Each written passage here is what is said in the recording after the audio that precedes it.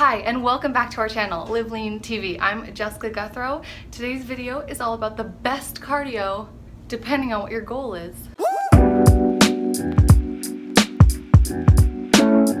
So a few years back, I did a video called The Worst Cardio for Fat Loss for Women, and you've probably seen it because it has almost the most views of any video on our channel. So I wanted to do kind of a follow-up on that and talk about if those are the worst, what are the best, and really elaborate more on that, because you guys know I'm a huge fan of HIIT cardio when it comes to getting you really lean and shredded.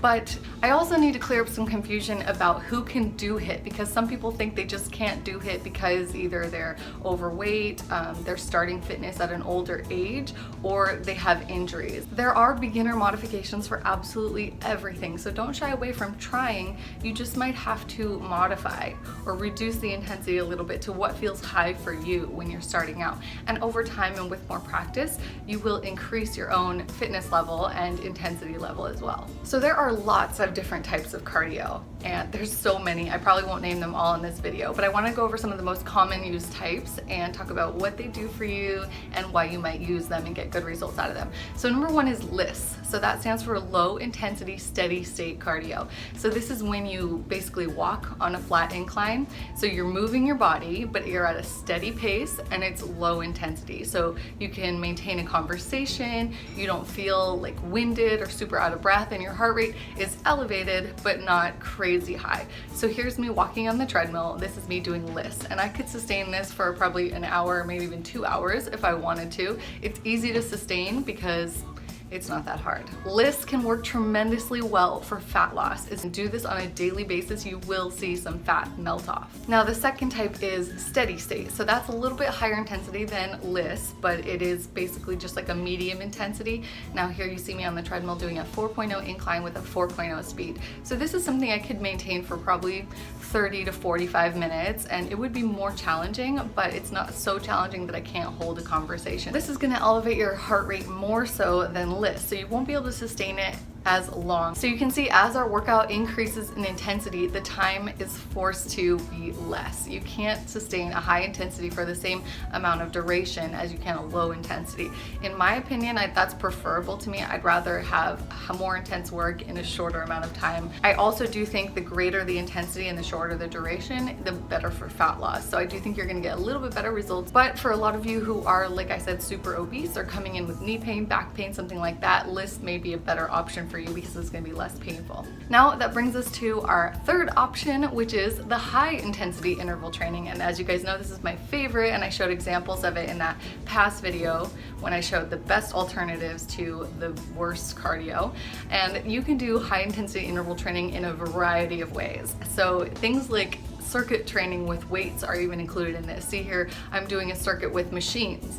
That is also included in high intensity interval training because I'm working really hard during those exercises. Without taking breaks in between exercises, you're keeping your heart rate elevated, and you're getting the bonus of toning your muscles at the same time. That's why we highly recommend this style of cardio training. Even though you're training with weights, it's still counted as cardio because your heart rate is elevated during the whole session. So wear a heart rate monitor if you don't believe me. Weight training is a form of cardio. And you see me here using dumbbells and doing a dumbbell complex, which is another form of circuit training. Without setting the weights down in between my sets, I'm keeping my heart rate elevated. And that's the main reason for skipping rest periods between your sets. If you want to get your cardio and your weights done, killing two birds with one stone. By far my favorite way to get cardio done, because I'm all about working harder, shorter. So in high intensity interval training, like I said, anyone can do it because it's subjective. Like what's high intensity for you may be different than what's high intensity for me, but you just work with whatever is high intensity for you. So if that means cranking the treadmill up to an incline and still walking, but your heart rate is getting really high, then that may be your HIIT workout, is just alternating between high intensity treadmill and low intensity. For me, I like to do body weight style cardio, things like this, where I'm doing jump squats, mountain climbers, jumping jacks, like moving my body without any machinery. I love this style of cardio workout. Also, as you guys probably know, stairs is another one of my favorite styles to do HIIT on, and I will sprint up the stairs and then I'll take it easy on the way down, instead of doing a steady state stairs where you just continuously jog up and down. It's my preference to work hard on the way up and then recover on the way down. Another form of HIIT cardio could be doing sprints on the treadmill, which I'll occasionally do. So I will step off the treadmill like this and I will crank up the speed, and then I'll jump on, do a quick 20 to 30 second interval, and then jump off again for my recoveries. So I don't change the speed in between sets. I basically just let it run while I'm resting, and I'll take like a 10 to 20 second rest, jump back on, do another interval, and so on. And these workouts never last me more than 10 to 15 minutes at the most. But you know, the duration and the intensity is going to be different for everyone. So depending on your starting point, take it easy. You can start with lower intensities. You don't have to do the same workout I'm doing, but whatever feels high for you is a high intensity workout. If you've followed any of our workout programs, then no doubt you're already seeing the benefits from including cardio work in your life. You do get leaner, stronger, and more toned by doing cardio in all sorts of various ways. And like I said, strength training is a form of cardio. The main reason I wanted to film this video for you guys is just to get you out of the mindset that certain people have to do certain types of cardio, and if you're, you know, overweight, older, or injured, that you can't do HIIT. We get questions all the time about whether or not people can do HIIT if they have a certain situation going on. Everybody can do HIIT, but I think there's a lot of misunderstandings about what HIIT really means. HIIT can be personalized, individualized to whatever situation you're currently dealing with, and I do think your results are going to be better when you start including HIIT, even if it is at a beginner intensity. So if you're not sure where to start, or you still don't know what type of cardio is going to be best for you, I want you to start off with our Lean Newbie program. This program is specifically designed for people who are not used to doing cardio, not used to doing weight training, and it gives you that foot in the door just to get you started, tell you exactly what to do if you're a beginner. Everything is beginner safe. It has low rep ranges and long rest periods so that you won't be totally overwhelmed and knocked on your ass in your first session. You do have to take it easy when you're first starting out, and you will advance and progress, but only if you work on it.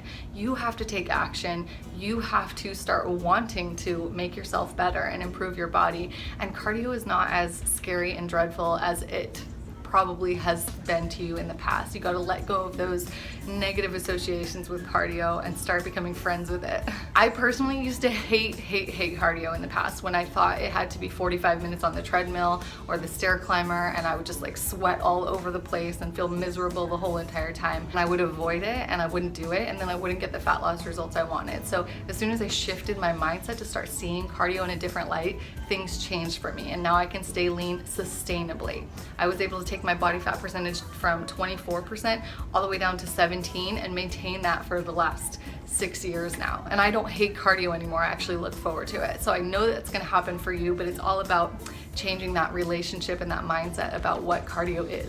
So I hope this video was helpful for you and you'll start including more cardio into your routine. And if you don't know how to do so, you'll pick up our Lean Newbie program and not be afraid anymore. You need to get your foot in the door. You need a structured plan to follow, and we can help you do that. Thank you so much for watching. Please leave a comment down below and a like if you enjoyed this information, and share it with somebody else. Thank you guys so much for watching and supporting our channel. We love you, and I'll see you at the next one.